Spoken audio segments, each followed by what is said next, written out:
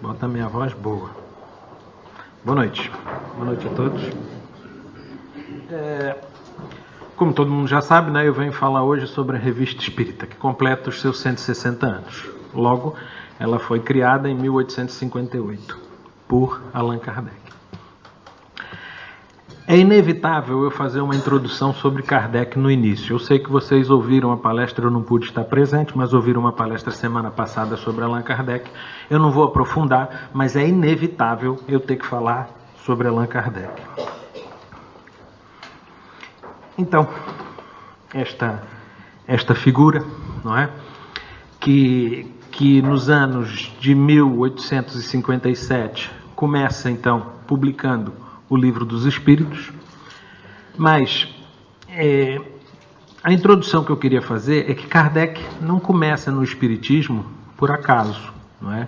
Ele não cai de paraquedas, nem começa a escrever livros no ano que ele conhece o Espiritismo. O Espiritismo surge de uma série de fenômenos que já aconteciam na sociedade em 1855, quando Kardec toma conhecimento das chamadas mesas girantes, que eram as mesas que falavam. Kardec achou aquilo normalíssimo, porque ele já era um magnetizador, então fazer objetos mexerem-se era a coisa mais banal. O que chama a atenção dele é que as mesas respondiam a perguntas. Então, isto é que faz com que Kardec se interesse pelo assunto. Porque aquilo, nos salões franceses, na vida cotidiana dos franceses, era normalíssimo. As famílias faziam o que a gente chama hoje de reuniões mediúnicas, poderíamos assim dizer. Basicamente, várias famílias faziam isso em casa corriqueiramente. Era um assunto normal, não era nada de transcendente. Então, em 1855, quando Kardec toma conhecimento desse fenômeno, ele vai estudar. Ele leva 2 anos para depois, estudando, para depois então publicar o primeiro livro, que é o Livro dos Espíritos. O que chama a atenção é que Kardec chega nesses salões e vê perguntas que são frívolas, não é? Com quem que eu vou casar? Eu vou ficar rico? E a mesa respondia, ui, como é que era? Havia um alfabeto no chão, e a mesa com os pés ia marcando as letras e as pessoas constituíam as palavras. Então tinha gente, eu tenho uma fazenda no sul de França vendendo, o preço está bom? E eles diziam, não, está barato, vende mais caro. Então eram perguntas desse tipo. Quando surge Kardec que pergunta, quem é Deus? As mesas param e alto. Há aqui uma coisa séria. Então Kardec começa a desenvolver as questões sérias que realmente interessavam. Então começa a surgir o Livro dos Espíritos, contactando com vários médiuns, com várias pessoas, porque todo mundo fazia isso normalmente. Então ele normalmente foi contactando as pessoas e foi criando um grupo de perguntas, que no início tem um certo número, na segunda edição aumenta, vai para quase o dobro o número de perguntas do Livro dos Espíritos. Pronto. E isto vem com que objetivo? Por que Kardec começa a formar e fazer essas perguntas? Essa foi aconteceu agora, recentemente, em junho de 2018, finais de junho, um congresso espírita de Pedro Leopoldo. É o segundo congresso que eles fazem, Pedro Leopoldo, por causa de Chico Xavier, né, comemorando o desencarne de Chico Xavier. Não é comemorando, eu acho que comemorar desencarne ou morte é coisa estranha, né? Mas celebrando, o desencarne de Chico Xavier. E Haroldo Dutra foi falar e fez essa palestra, que é a presença do Evangelho na doutrina espírita. Quem foi falar nesse congresso também foi o Alexandre Pereira, que já veio aqui, que ele é do nosso lar. Fez uma palestra sobre Rainha Santa Isabel, muito bonita, se vocês puderem assistir. É só botar no YouTube, segundo Congresso Espírita de Pedro Leopoldo, a palestra é muito bonita. Então, Haroldo Dutra, nessa palestra, ele vem falar que Allan Kardec, cuja função foi nos educar, ou melhor, educar o nosso raciocínio para melhor compreendermos os aspectos da espiritualidade. Sem o misticismo que sempre cercou esses temas, sem a falta de raciocínio que tem marcado a expressão religiosa dos seres humanos. O que ele quer dizer com isto? A religiosidade já existia, a espiritualidade já existia. O que acontecia era justamente isso. Eu vou casar, vou ficar rico, troco de carro, não troco, coisas desse tipo. A frivolidade que se agia, que se tratava com as questões. E Kardec não. Kardec entra com uma questão séria. Então, daí Haroldo Dutra dizer que ele vem compreender o aspecto da espiritualidade organizando o nosso raciocínio. Ele vem fazer a cartilha onde a gente vai compreender as coisas, vai tornar aquilo fácil para a gente compreender. Sem o misticismo que sempre cercou esses temas. Tinha sempre uma questão de mística, né? De que eu consigo e você não consegue, a gente vai fazer aqui umas coisas, e sem a questão religiosa. Por quê? Na altura, a religiosidade que a gente tinha era o catolicismo, né? Havia a Igreja Católica que controlava. A Igreja Católica em 1800 já tinha 15 séculos, não é? Já estava enraizada. E a gente tinha a palavra religiosidade muito presa aos dogmas, aos costumes, não é? A gente veio reencarnando várias vezes nesse tema e isso estava enraizado. Então a gente criava lugares sagrados. A gente só estava bem no lugar sagrado, que eram os templos, as igrejas, os templos. E a gente, dentro da igreja do templo, é um religioso. Passou da porta para fora. Já não é sagrado o lugar, já mudou tudo. A gente tinha pessoas sagradas, né? Que era aquele que se idolatrava. Mas ninguém questionava. As coisas eram postas. Por quê? Porque está escrito. Mas como? Como? Porque Deus quis. É assim que as coisas acontecem. Kardec vem justamente fazer o contrário. Vem explicar tudo. E no início, ele até tenta tirar o nome religião da questão do espiritismo, justamente para não ligar essas questões. Porque o espiritismo não tinha um lugar sagrado. O lugar sagrado era o mundo, onde você habitava. A sua casa é sagrada, o seu trabalho é sagrado, a igreja que você vai, ou o culto que você frequenta é sagrado, o carro que você anda é sagrado, tudo é sagrado. Não tem pessoas sagradas, todos são sagrados. O seu patrão é sagrado, o seu amigo é sagrado, o seu filho, o seu pai e por aí afora. Então, no início, Kardec tira um pouco essa questão da religiosidade e conota o espiritismo a uma doutrina, não é? A uma questão filosófica e científica. No início da Revista Espírita, ele raramente fala em religiosidade. Em 1858, ele vai criar um artigo. O Espiritismo é uma religião? E depois explica tudo como deve ser. Quem tiver curiosidade, eu não vou trazer esse trecho aqui, vai lá ver. Então, na altura que começa a surgir, vem as questões científicas. Kardec era um cientista do início. Querem ver uma coisa que pouca gente fala? Essas são as produções científicas de Kardec antes sequer de conhecer o Espiritismo. Todas elas vão até 1849 com o trabalho que ele desenvolvia. Pessoal, quem é que escreve um livro de um programa básico de Química, Física, Astronomia e Fisiologia? A gente, para fazer de um, já é difícil, não é? Ele fez de 4 coisas ao mesmo tempo. Ele tem livros, todos esses livros foram publicados por ele, e ele vivia, ele depois na Revista Espírita também, porque Kardec, é uma curiosidade, ele nunca foi, ou seja, não é ele nunca foi, ele nunca achou mal que houvessem textos ou livros contra. Ele sempre achou que deviam haver obras, que devia ser lido tudo, o que fosse a favor e o que fosse contra. Em certa altura ele começou a ser questionado como é que ele vivia do espiritismo. Aí ele vem e explica, não, meus amigos, isto é o que me sustenta. Então, para a gente não ter a ideia que Kardec foi um iluminado, chegou em 2 anos, começou a escrever livros, não. Ele já escrevia livros há muitos anos. Ele já sabia fazer aquilo. Ele simplesmente pegou e foi organizando na concepção dele, com orientação espiritual. Então ele foi organizando as coisas. Então, só para a gente tentar fazer uma linha cronológica, Eu gostava quando os garotos faziam linha cronológica na escola e gosto de fazer. Então ele, em abril de 1857, tem o Livro dos Espíritos. Mais tarde, o Livro dos Médiuns, Evangelho segundo o Espiritismo, Céu e Inferno, e em janeiro de 1868, a Gênese. É comum no movimento espírita a gente considerar esse o Pentateuco kardeciano, as obras básicas do Espiritismo. Há quem ainda acrescente o que é o Espiritismo, aquele lá de baixo. Porque este aqui, este que está aqui, que são as instruções práticas do desenvolvimento mediúnico, depois vira o Livro dos Médiuns. Este vai virar o Livro dos Médiuns, tá bem? Mas ele primeiro fez aquele, depois é que ele fez o Livro dos Médiuns.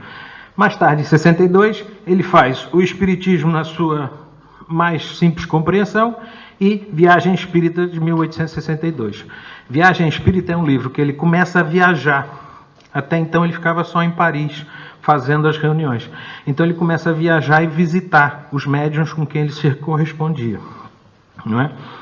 Então, se a gente pegar essas 5 de cima, com mais o que é o Espiritismo, a gente tem as obras básicas do Espiritismo.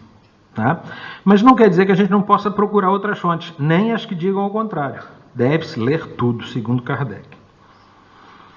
Mais tarde, ele cria o catálogo racional de obras para se montar uma biblioteca espírita. Achando que as coisas estavam muito bagunçadas já, ele falou: meus amigos, as obras que vocês têm que ter são essas, dentro de uma biblioteca espírita. E ele escreve. E aqui estão listadas obras contra o Espiritismo, que ele sugere que sejam estudadas. Quem é que vai sugerir ler uma coisa que é contra nós, que é contra mim? Não é? É uma pessoa que tem certeza e convicção plena daquilo que faz. Ele tinha absoluta convicção daquilo que fazia. Então, mesmo os que falam contra, tragam-nos para cá que a gente vai conversar. Aliás, o que é o Espiritismo tem uma conversa sobre um padre, sobre um ateu e um que era a favor do Espiritismo, né? É essa discussão. E esse Espiritismo, esse aqui, na sua mais essência expressão, é o desdobramento do que é o Espiritismo. Ou seja, é tornar o que é o Espiritismo mais simples ainda. Ok? Está muito complicado? Um pouquinho. 31 de março, Kardec desencarna, de 1869. Este é uma imagem, está bem pequena, mas essa é uma imagem que não cabia aqui, muito grande, é a imagem do túmulo de Kardec, em Paris, no cemitério Père Lachaise, né, que é um lugar muito bonito de se visitar também. Não satisfeitos, depois do desencarne de Kardec, surgem essas 3 obras, que são obras póstumas. O que são obras póstumas? São escritos que Kardec tinha, que depois são publicados, todos agrupados. A maioria deles já publicados na Revista Espírita. Tá? O Principiante Espírita, que também são textos tirados da Revista Espírita, e Obsessão, Origens, Cura e tudo mais. O que ele achava, o que ele tinha escrito sobre obsessão, compilaram só num livrinho sobre obsessão, porque era um tema pertinente na altura. E entre 1858, então, e 1869, que 1858 é o ano que ele cria a Revista do Espiritismo, né, ele faz essa, a Revista Espírita. A Revista Espírita eram reuniões que ele tinha na Sociedade Parisiense de Estudos Psicológicos, que ele fundou em abril. A Revista Espírita começa 1º de janeiro de 1858. E a Sociedade Espírita, que é o primeiro centro espírita considerado no mundo, é fundado em abril de 1858. Então, as reuniões que ele vai fazendo, ele começa a publicá-las na Revista Espírita. Qual era a ideia de fazer a Revista Espírita de Kardec? O que acontece com os livros depois que se publicam? São lançados, não se mudam, ficam, não é? Não mudam. O livro que ele escreveu em 1857, o Livro dos Espíritos, tirando a 2ª edição, que foi ampliada, é o mesmo que está escrito desde 1857. Não se muda um texto de um livro. Então, ele precisava ter um lugar onde ele mostrasse o método que foi criado para a organização dessa doutrina, organização dessa ciência. Ele não podia pegar e escrever todo ano um livro sobre o livro dos espíritos. Então ele ia compilando coisas na revista espírita e ele publica uma revista por mês, sendo 12 por ano. Nesses 12, a Federação Espírita fez recentemente e criou um livro de cada ano. Então, são 12 livros, quando tem 12 reuniões, ou 12 meses, dentro de cada livro. Se a gente for agora olhar para as obras de Kardec, a gente vai ter 6 obras básicas, mais 12 obras que dão origem às outras obras. Aqui, a imagem não toca por acaso, porque a Revista Espírita é base de todos os outros 4 livros. Ou seja, os 4 livros que estão embaixo são criados pela Revista Espírita. Ok? Isso é interessante. Então, ele cria um método, mas para que criar um método? Ora, imagine. Se a doutrina espírita tem 161 anos hoje, foi em 1857, se todos nós aqui tivermos uma média de idade, não quero ofender ninguém, de 35 anos, 40 anos, a maioria de nós está no espiritismo a primeira vez. Com muita sorte, alguém está a segunda. E com raríssimas exceções, está a terceira. Só que a gente tem 1.500 anos de catolicismo, 500 anos de protestantismo, 3.000 e muitos ou mais de budismo, ou por aí afora. O que a nossa cabeça vai estar formatada? Então, nós, como temos a cabeça formatada de um jeito, precisamos começar e aprender do início. O que a gente faz com as nossas crianças quando são pequenas? Vão para a escola. Aprender o quê? Física quântica? Não. Vou aprender A, B, 1, 2. A gente leva as crianças para fazer uma experiência de misturar 2 agentes químicos, 2 substâncias químicas que vai sair uma fumaça. Todo mundo já está farto de saber daquilo. Mas aquelas crianças não. Então, Kardec criou um método que era de desenvolvimento, que quem precisar entrar, ou quem quiser, estiver disposto a estudar, tem que entender o método que ele criou. Não pode chegar e ler o Livro dos Espíritos e querer entender. Vai ser mais difícil. Não é? Vamos criar o método. E ele mais para frente diz como é que deve ser feito. Tá bem? Então, essa é a produção literária, ou produção científica, se a gente quiser chamar, de Kardec. Mas não era disso que ele vivia. Ele vivia dos outros livros.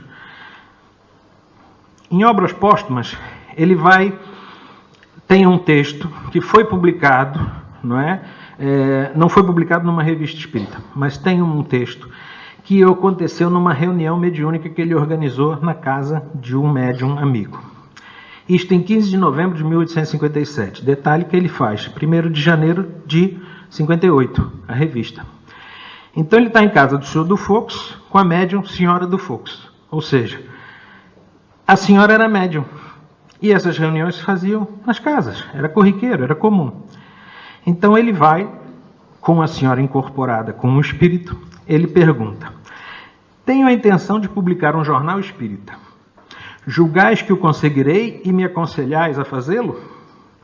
A pessoa a quem me dirigi, Sr. Tidman, não parece resolvida a me emprestar o seu concurso pecuniário. Ou seja, não tenho um tostão para fazer e quem disse que prometia está falhando. Traduzindo isso para a língua de hoje em dia. Resposta do Espírito: consegui-lo-ás com perseverança. A ideia é boa. Preciso se faz, porém, deixá-la amadurecer mais. E ele continua indagando o Espírito, dizendo que estava preocupado, que tinha que ser rápido, porque senão alguém ia, vinha e fazia. Ele falou, e os Espíritos, então, começa já. Ele falou, mas como é que eu vou fazer? Eu tenho 2 empregos, eu estou pensando em largar os 2 empregos para poder ir fazer a revista. porque eu não tenho dinheiro. Como é que eu vou fazer? Eu largo os empregos, não tenho dinheiro, não faço a revista. Eles, tenha calma, você não precisa largar nada, continue fazendo o seu trabalho, que as coisas acontecem. E isso fez me lembrar, quando eu estava escrevendo, uma situação. Quando Chico Xavier recebeu a visita de Isabel de Aragão, da princesa Isabel, que disse para ele, Chico, vai distribuir pão. E o Chico riu. Mas minha irmã, eu não tenho pão nem para mim. Chico, vai distribuir pães. Os pães vão de aparecer. A primeira distribuição de Chico Xavier, sabe quantos pães ele distribuiu? 8. Passado pouco tempo, ele tinha caminhões de pães para distribuir. Então, com perseverança, com atitude, com vontade, sem deixando de fazer, vai se fazendo, vai se realizando. Né? Tem até um espírita, Cosme Massi, que também estuda muito a revista espírita, que ele diz o seguinte, se a gente começar a estudar a revista espírita 1 hora por dia, toda a revista espírita a gente vai levar 5 anos. Se a gente conseguir compreender fluentemente e bem, senão vai levar mais. Aí vai 5 anos? É muito tempo. E eu não tenho tempo, 1 hora é muita coisa. Aí ele fala, dorme menos 1 hora. Para que você dorme tanto? Não é? É curioso, porque Haroldo Dutra diz que espírito obsessor trabalha muito pouco. Não sei se vocês sabem. Espírito obsessor trabalha, acorda tarde, faz ronha na cama e trabalha 1 hora por dia. É o Haroldo Dutra que diz isso. Benfeitor não, benfeitor trabalha 12 horas por dia. E tem trabalho todos os dias. E às vezes extrapola, mas não pode. Não é? Mas benfeitor. Então, mas por que trabalha tão pouco? Né? É fácil entender. O que acontece? A gente tem aqueles nossos pensamentos. A gente está, por exemplo, vou estudar a revista espírita, ou o livro dos médiuns, ou qualquer coisa. Começa a ler, não estou entendendo, está difícil. Caramba, isto é cansativo. Aí vem o espírito obsessor na sua orelha e fala assim, você é burro mesmo, hein? Aí você olha, eu sou burro. Fecha o livro e vai embora. Pronto. Em 5 minutos ele já desgraçou a semana inteira. Você já não vai fazer mais nada a semana inteira. Porque você vai ficar aquilo. Eu sou burro, eu sou burro, eu sou burro. Tudo que você vai querer fazer, eu sou burro, eu não consigo, eu não dá, não posso. Imagina, espírito obsessor tem a nossa ficha, né? Imagina ele chegar em casa assim, quando o marido está chegando em casa e vê a casa toda bagunçada. Aí ele sopra no teu ouvido, diz que ela é desarrumada. 1 semana. Ele vai embora, ele está de folga o resto da semana. Porque ele não precisa trabalhar mais ali. Aquilo vai durar 1 semana. Depois vem o benfeitor e fica 12 horas por dia. Não é nada disso, você entendeu errado, era outra coisa. E fica 1 semana tentando resolver aquilo. Se for assunto de sogro e sogra, leva 1 mês. Segundo Haroldo Dutra. Que ele chega, sopra no seu... Se a sua sogra falar isso, responde assim. Pronto, 1 mês. Então, espírito obsessor acorda tarde, faz ronha na cama e trabalha pouco. Espírito benfeitor trabalha, em média, 12 horas por dia. Escolham de que lado que vocês querem estar. Então, Kardec estava em dúvida. O que eu faço, o que eu não faço? Eles disseram para ele como é que ele devia. O espírito disse para ele como é que ele devia organizar essa revista. E olha que curioso. De começo, deves cuidar de satisfazer a curiosidade, reunir o sério ao agradável. Não devia ser uma revista enfadonha, para você ficar lendo e cansando. Tinha que ser agradável. Não é? O sério para atrair os homens da ciência. O agradável para deleitar o vulgo. O comum, aquele que quer ver a fofoca, que a gente ainda se compraz com a fofoca. Né? Tinha que ter um pouquinho de mexerico. Não muito, mas tinha que ter. Esta parte é essencial, a da agradável. Porém, a outra é mais importante, a ciência. Visto que sem ela o jornal careceria de fundamento sólido. Ninguém ia acreditar se fosse uma coisa só de chacota. Em suma, é preciso evitar a monotonia por meio da variedade. Tem que ser interessante de ler. congregar a instrução sólida ao interesse. Para os trabalhos ulteriores, será poderoso auxiliar. Para os próximos que virão, a Revista Espírita vai ser um poderoso auxiliar. Tá? Isso eram as questões de Kardec. Atenção, que ele já tinha escrito o Livro dos Espíritos. Ele já tinha aqui um apoio brutal. Tá? Então, essa é a introdução da primeira revista, de janeiro de 1858, quando Kardec apresenta a revista. Então ele diz: nossa revista será, assim, uma tribuna, na qual, entretanto, a discussão jamais deverá afastá-la das normas das mais estreitas conveniências. A discussão, o diálogo, o que ele vai ouvir e o que ele vai falar. Numa palavra, discutiremos, mas não disputaremos. Ele não está para disputar. Se você acha que é assim e você acha que tem razão, ok, essa é a sua razão. Eu acho que é assim e essa é a minha razão. As inconveniências de linguagem jamais foram boas razões aos olhos da gente sensata. É a arma daqueles que não possuem algo melhor e que se volta contra quem a maneja.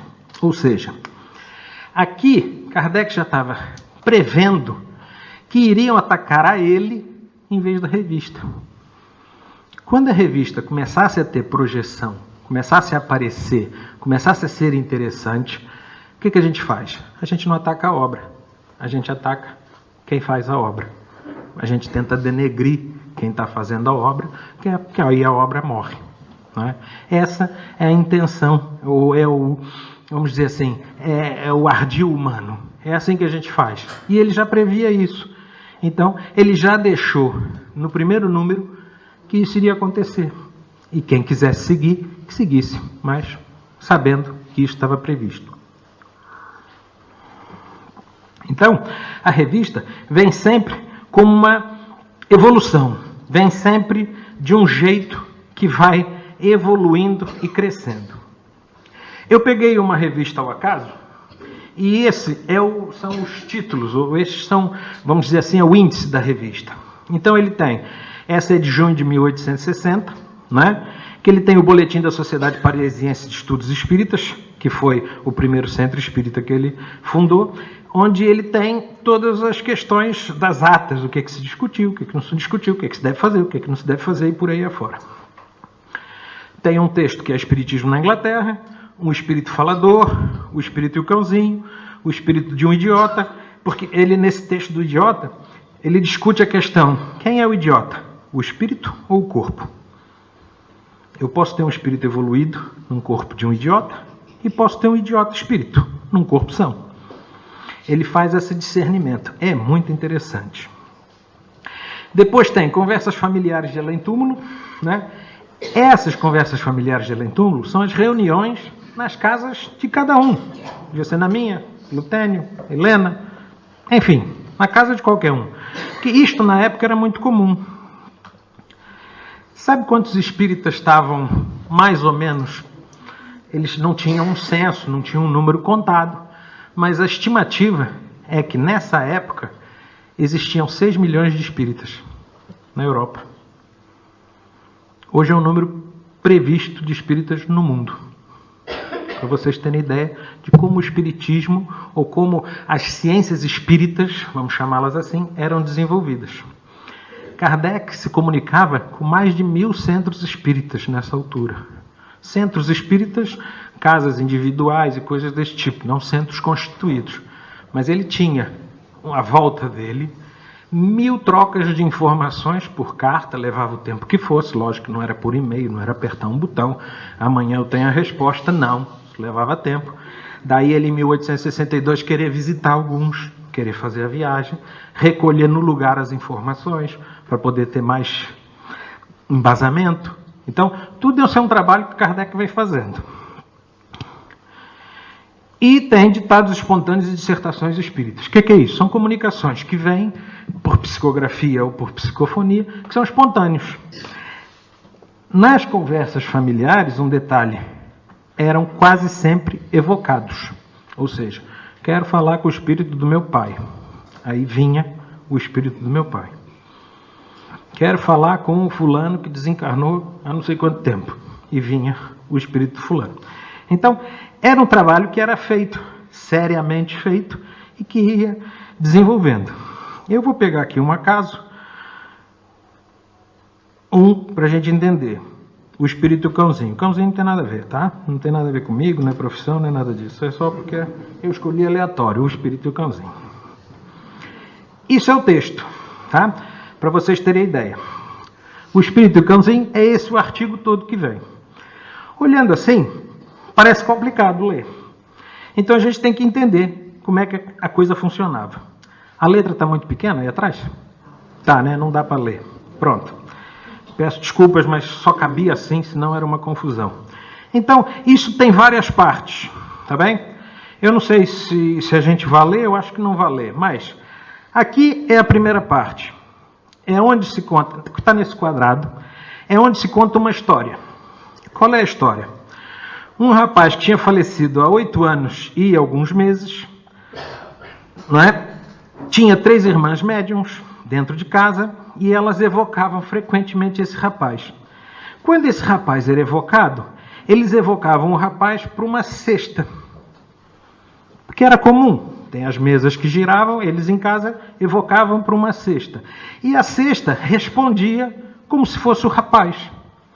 E o que acontecia? Sempre que a cesta respondia como se fosse o rapaz que desencarnou, o cão ficava muito excitado. Vinha, cheirava, mexia, lambia e sentia a presença. Kardec achou isso curioso e questiona. O que está acontecendo? Então, aí vem a explicação. Isso é feito dentro da sociedade, essa parte. Aquilo é uma carta que ele recebe contando a história. Depois vem a outra parte, que é feita na sociedade espírita, que eles evocam o senhor M, ele não põe os nomes completos, ele põe a primeira letra e depois asterisco, invocam esse senhor, que é o rapaz que desencarnou há 8 anos, para explicar o que acontecia com o cão. E o rapaz explica, né? E eles evocam o rapaz e perguntam, e ele responde: eis-me aqui, confirmais o fato relativo ao vosso cão que vem cheirar a cesta que serve a vossas evocações e que parece reconhecer-vos? E ele, o dono do cão, desencarnado, diz: sim, reconheço, é assim. Poderei dizer-nos a causa que atrai o cão para a cesta? E o rapaz responde: a extrema finura dos sentidos pode levar a adivinhar a presença do espírito e até vê-lo. Ou seja, ele está explicando que a finura do espírito do cão pode perceber a presença dele. O cão vos vê ou vos sente? O olfato, sobretudo, e o fluido magnético. Então o cão sente o cheiro e percebe no fluido magnético que envolve que está ali a presença daquele rapaz que era seu dono, que desencarnou. É assim que funciona Kardec, como é que ele vem montando as coisas. Depois tem outra. Continua. Entra aqui na história, esse que está ao meio, é Charlet. É um espírito que apoiava os trabalhos da Sociedade Parisiense de Espiritismo. Então, a resposta continua dentro da Sociedade Espírita. Considerando que Charlet quer mesmo intervir na questão de que nos ocupamos, nos lhe pedimos que dê algumas explicações a respeito. É um espírito já mais evoluído que vem dar apoio àquelas reuniões. E ele explica. Com prazer, o fato é perfeitamente verossímil, verdadeiro, e em consequência, natural. Falo em geral, pois não conheço aquele de que se trata, não conheço o caso específico, ele dá uma ideia geral. O cão é dotado de uma organização muito particular. Compreende o homem, eis tudo. O cão compreende o homem. Sente-o, segue-o em todas as ações com a curiosidade de uma criança. Ama-o e chega mesmo a ponto, e temos muitos exemplos para confirmar que adiantamos, de a ele se devotar. Então, o cão percebe, tem percepção, tanto mais pelo olfato e pelo fluido, e devota-se àquele dono. O cão deve ser, não tenho certeza, entendei bem, olha só, um espírito que vem e diz, não tenho certeza. Aqui a gente já dá para ver que há seriedade. Se não fosse, era uma arrogância só. Então ele vem dizer, o cão deve ser um desses animais vindos de um mundo já avançado, para sustentar o homem em seu sofrimento, servi-lo e guardá-lo. Acabo de falar das qualidades morais que positivamente o cão possui, quando as suas faculdades sensitivas são extremamente apuradas. Todos os caçadores conhecem a sutileza do faro do cão. Além dessa faculdade, o cão compreende quase todas as ações do homem, compreende a importância de sua morte. Por que não adivinharia a sua alma e por que mesmo não o veria? Ele está explicando, então, como é que é a percepção do cão daqueles que já desencarnaram. Continua. A outra parte. A gente já viu que isso tem uma série de sequências. Não dá para ler tudo de cabo a rabo. A gente não vai entender. Tem que entender como é que funciona. Então ele diz, no dia seguinte, o senhor Lesch, qualquer coisa, membro da sociedade espírita, dentro da sociedade espírita outra vez, obteve em particular a explicação seguinte sobre o mesmo assunto. Então, tudo isto vem com informações que não foi Kardec que disse, isso aconteceu assim.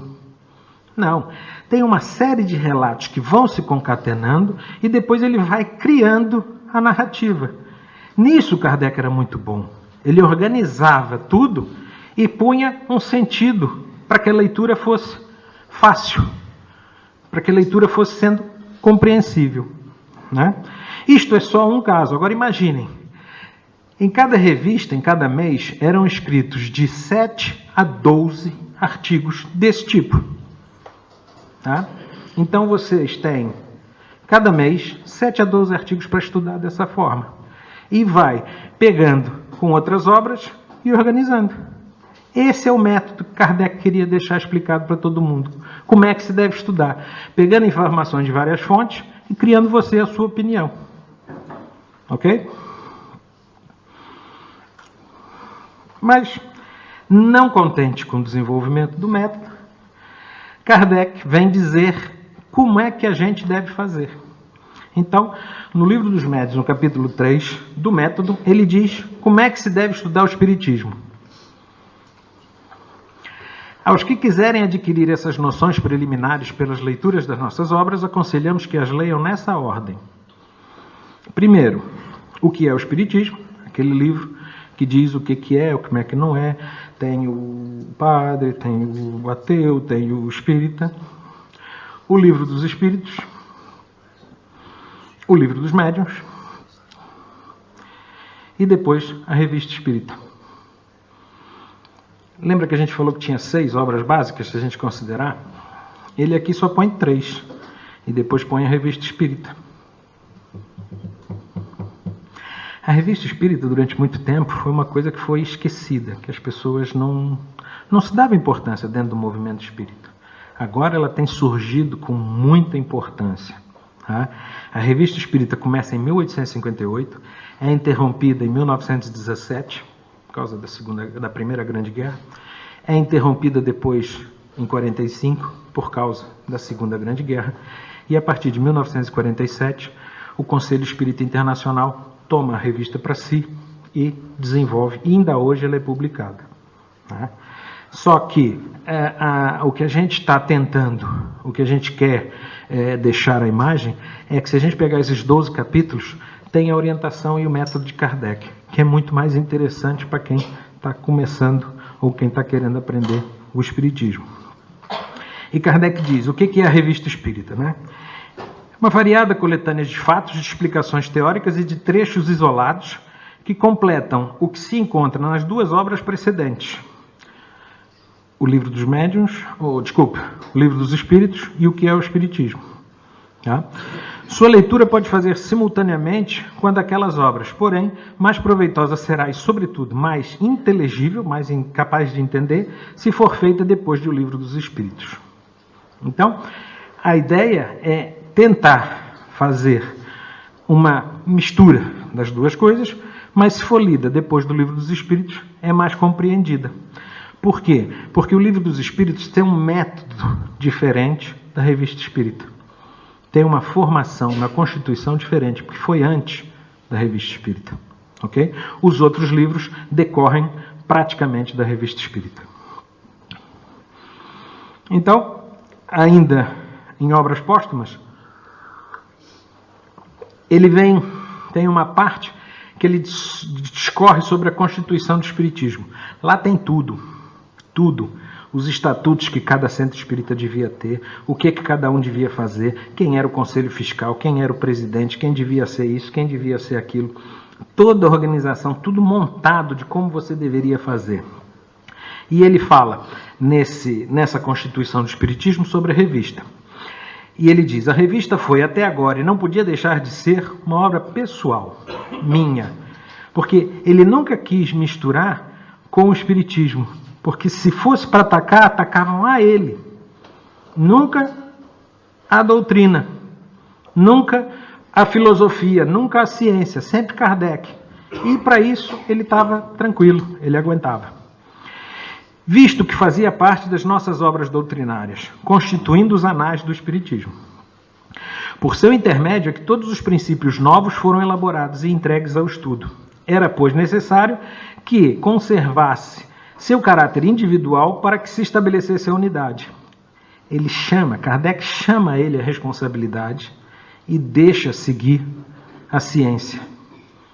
Ninguém ataca o Espiritismo em si, atacam Kardec. Então as coisas vão evoluindo. Tem uma curiosidade que eu esqueci de referir, que acontece em 1861. Alguém sabe o que foi? Em 1861 acontece o Auto da Fé de Barcelona. São queimados vários livros, entre eles os livros espíritas, no meio da praça pública. E então a igreja abafa e tenta abafar o espiritismo. E todos esses reveses fazem com que o espiritismo de 6 milhões de 1857 na Europa passem a 6 milhões hoje no mundo inteiro. A coisa veio surgindo mais lentamente depois de tantos reveses. Mas, cá estamos. Para mostrar, eu agora trago um exemplo, eu trouxe um exemplo de uma revista espírita, agora eu trago um exemplo de um conceito, de como Kardec olhava para isso tudo, sobre o caso de possessão. A gente vai passar um pouquinho, não tem problema?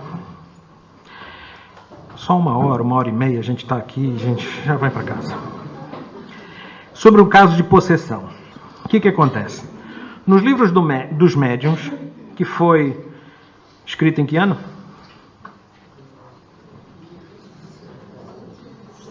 Vai ter pergunta depois na saída, só sai se responder. Livro dos médiuns, ele vem dizer sobre possessão, não é? Tem esse texto todo, eu vou tentar, para ser um pouco mais rápido, o sublinhado é meu, tá bem? Que Kardec diz sobre possessão. Por que implica, eu vou ler do início da frase. Primeiro, porque implica, ele não acreditava, Kardec não acreditava na possessão, tá bem? Ele a obsessão não tinha a possessão na classificação de Kardec. E por quê? Porque implica igualmente a ideia de apoderamento de um corpo por um espírito estranho.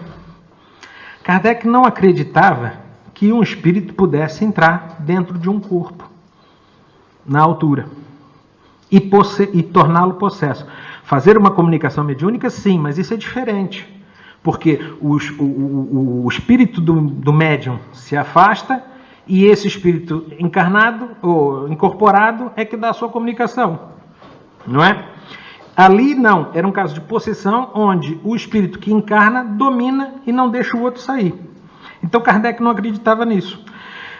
De uma espécie de coabitação de um corpo por dois espíritos. Ao passo que há apenas constrangimento. Ele dizia que era apenas um constrangimento. Ora, isso é ele dizendo no livro dos médiuns que não aceita, ou melhor, não é não aceita, não acredita na possessão, não tem possessão. Entretanto, mais tarde, na Gênese, que foi no ano de... Vocês vão estudar, eu não vou falar mais não. Que ele vem falar no capítulo 14 dos fluidos, vem falar sobre possessão novamente. E ele fala: necessário se torna este socorro quando a obsessão degenera em subjugação e em possessão, porque nesse caso o paciente não raro perde a vontade e o livre-arbítrio. Uai, imagina um cara chato, um cientista chato, mesmo daqueles enjoados, que você deve conhecer alguns, que pega e lê o livro antes do livro dos médiuns e deduz, não tem possessão. Passados uns anos ele vem e diz, tem possessão. Kardec é louco, Kardec é maluco. Essa é a diferença de uma revista que eu vou publicando e de um livro que eu não consigo mudá-lo. Revista Espírita de 1863, dezembro. Está lá. Um caso de possessão da senhorita Júlia. Dissemos que não havia possessos no sentido vulgar do termo, mas subjugados. Queremos reconsiderar essa asserção. Kardec está pedindo para reconsiderar o que ele tinha escrito.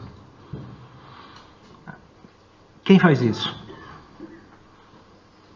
Só um cientista sério? Só alguém que tem seriedade no que está fazendo? Lá eu disse que era A. Ok, mudei porque eu entendi o que acontece para ser B. Queremos reconsiderar essa asserção posta de maneira um tanto absoluta. Posta tanto absoluta. O cara ainda pede desculpa, foi sem querer, eu estava meio, sei lá, possesso. Não é?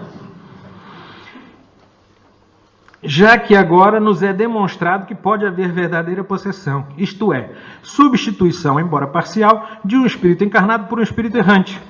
Eis um primeiro fato que o prova, apresentando o fenômeno em toda a sua simplicidade. Eu estou dando a mão à palmatória, estou pedindo desculpa, eu falei, eu fiz uma coisa que na altura para mim era certo, agora eu entendi e não está certo, vamos reformular. Por que ele muda de ideia?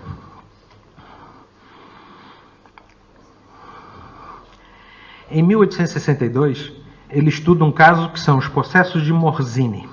Morzine é uma cidade francesa, onde viviam cerca de 5.000 pessoas e 200 pessoas estavam possessas. Cerca de 200 pessoas da cidade viviam em subjugação, possessão. E ele vai estudar o caso. Mandaram para lá médicos sanitaristas, é da água, é do não sei o quê, é da comida que não presta, o povo é desnutrido. Pega neles e manda para a Suíça. Pegaram os 200 e mandaram para a Suíça. Continuava tudo possesso. Pega neles, manda para a Itália. Continuava tudo possesso. Aí Kardec vai estudar que há ali, naquela atmosfera, um compromisso espiritual enorme daquelas pessoas que estão ali, sofrendo um processo obsessivo coletivo, que leva à possessão. Então, eu paro, reformulo e reescrevo. Isso é que desenvolvimento. Então, esse é o método, esse é o papel da Revista Espírita. Não é ser estanque, é ir evoluindo conforme a ciência evolui. Porque a ciência evolui. O que não evolui são as leis divinas. Isso são fixas, mas a ciência evolui. E o Espiritismo vai evoluindo com o passar dos anos. Isto só para mostrar o papel da Revista Espírita. Já estamos terminando. Isso para os curiosos, para os mais curiosos, é um site chamado IPEAC, Instituto de Pesquisa Espírita Allan Kardec. Esse é um site brasileiro, quem tiver curiosidade, é um site muito bom, porque você coloca aqui na parte de busca, se você quiser ver o que tem na Revista Espírita sobre Paulo, aí você escreve Paulo. Ele te dá os textos que vêm na Revista Espírita de Paulo. Quero ser Espírito de Verdade. Espírito de Verdade. Vem os textos do Espírito de Verdade. É muito interessante. Um tema, obsessão. Dão todos os títulos da Revista Espírita e obras e outras obras, mas basicamente da Revista Espírita. Quem tiver curiosidade, é muito bom. Tá? Pronto.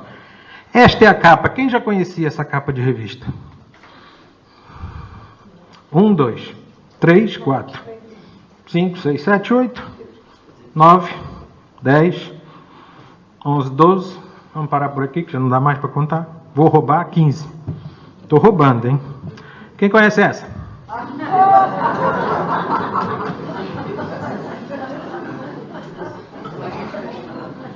Entenderam? Onde é que a gente quer chegar? E vou fazer um comentário. Não costumo fazer, mas vou fazer um comentário. Para eu achar a capa de uma revista Maria que tivesse a palavra sexo escrito tão pequenininho, foi difícil pra caramba.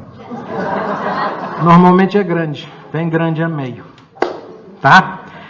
Quem ainda está com dúvida, lembra, espírito obsessor, acorda tarde, rebola na cama e só trabalha 1 hora por dia. Espírito benfeitor trabalha 12 horas por dia.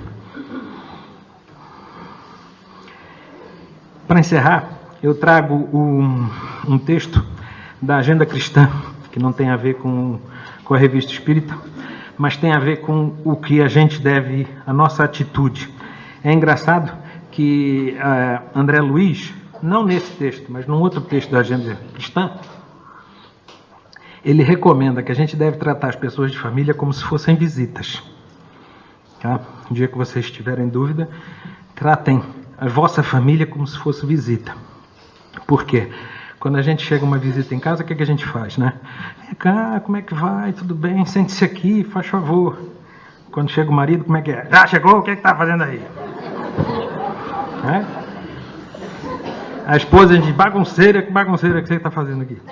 Então, ele diz que a gente deve tratar a família como se fosse visita. Ponham isso lá no vosso bloco de notas. Então, na Agenda Cristã, no final, tem um capítulo que chama Conclusões, que André Luiz disse o seguinte, que a vida física é uma escola abençoada, é insufismável, não tem dúvidas. Mas, se você não se aproveitar dela a fim de aprender suficientemente as lições que se destinam ao seu engrandecimento espiritual, em nada lhe valerá o ingresso no aprendizado humano. Que o caminho do bem é laborioso e difícil, não padece dúvida. No entanto, se você não se dispuser a segui-lo, ninguém o livrará da perigosa influência do mal. Que a felicidade eterna é realização superior, fora dos quadros transitórios da carne, é incontestável. A gente vai ser feliz. Contudo, se você deseja perseverar no campo dos prazeres fáceis e inferiores das esferas mais baixas, dentro dela perambulará indefinidamente. Que Deus está convosco em todas as circunstâncias é verdade indiscutível. Todavia, se você não estiver com Deus, ninguém pode prever até onde descerá seu espírito nos domínios da intranquilidade e da sombra. Fica aqui o texto para vossa reflexão, é fácil de achar. A Revista Espírita não precisa ser comprada, não estou falando isto para prejudicar nenhuma livraria nem ninguém. Facilmente se encontra na internet, em PDF. Quem gosta leva numa fotocopiadora, manda imprimir. É de direito aberto. Não é ilegal fazê-lo, porque ela é para ser copiada, lida e estudada. Mas não tentem ler a Revista Espírita como um livro de um romance. Não vai funcionar.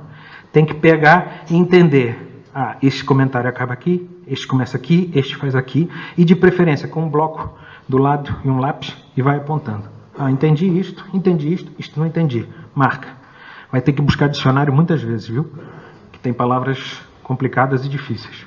Mas dá para fazer. 1 hora por dia. Quem dorme à meia-noite passa a dormir a 1. Quem acorda às 5 passa a acordar às 4. Não tem problema nenhum. Tá? Muito boa noite. Obrigado pela paciência de vocês.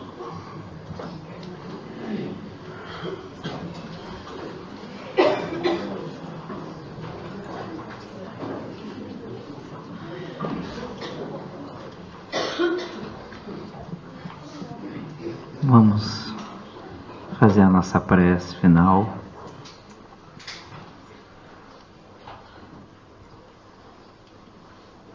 Aproveitarmos essa envolvência, esse convite ao estudo, à reflexão, para imaginarmos a figura inesquecível e bela de Jesus. Querido amigo Jesus, nossa alegria, nossa paz, nossa esperança. Eis que te agradecemos o dia que se foi, o entardecer e a noite que nos envolve. Agradecemos-te, Senhor Jesus, pelo leito, pelo teto, pelo pão e pelo lar, pelo trabalho, pelos amigos, pela família, por todos aqueles que nos sustentam vibratoriamente em ambos os planos da vida.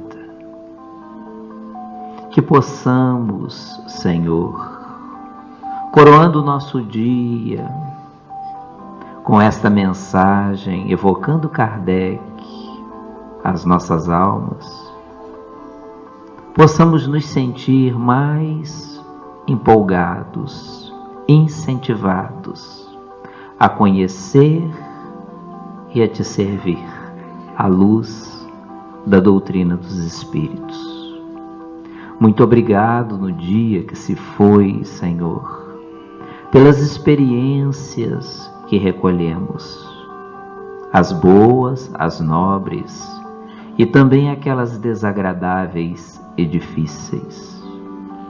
Agradecemos-te, Senhor, pela presença amorosa e envolvente dos nossos anjos de guarda, espíritos protetores e benévolos, e oramos também para aqueles que gravitam em nossa companhia psíquica, aqueles que sofrem, que choram, que se debatem em lutas e conflitos, muitas das vezes superiores aos nossos. Queremos, Senhor Jesus, pedir por todos aqueles que nos batem à porta, rogando por inúmeras situações, os pais que aqui chegam, pedindo pelos seus filhos que tombaram no álcool, na droga. Pedimos-te, Senhor, pelos filhos que vêm rogar pelos seus pais, por vezes acamados, enfermos, atravessando momentos difíceis de testemunho e resistência. Pedimos por aqueles que nos suplicam a assistência aos seus afetos, aos seus amores, aos seus amigos e familiares, que tendo partido há muito ou há pouco tempo, demoram-se no mundo espiritual, e que possam receber a vibração de ternura da nossa prece, rogando que os envolva, permitindo-os que recebam essa vibração de paz e harmonia. Leva até cada um deles, Senhor, notícias nossas, de preferências as nobres, falando-nos do nosso crescimento e da nossa iluminação, ainda que presos e demorados às lutas da vida material. Deixa, Senhor, envolver e abraçar também aqueles que porventura partiram da terra, alimentando diante de nós alguma animosidade, ou nós em relação a eles. Dá-nos força para esquecer os momentos difíceis que nos causaram e permita-nos recordar mais dos bons momentos que a vida nos proporcionou. Oramos e pedimos, Senhor, pela imensa quantidade de corações que nos chegam, rogando pelo seu estado de saúde, enfermidades físicas, emocionais, psíquicas e espirituais. Ampare a cada um, permita que os seus procedimentos, dos tratamentos medicamentosos, cirúrgicos, da rádio ou da quimioterapia, lhes traga todo o auxílio e harmonia que aspiram. Guarda-nos assim, esperançosos e felizes, na confiança incondicional de que não estamos sós e que a tua companhia amorosa conosco prossegue agora e sempre. Fica conosco, querido amigo Jesus.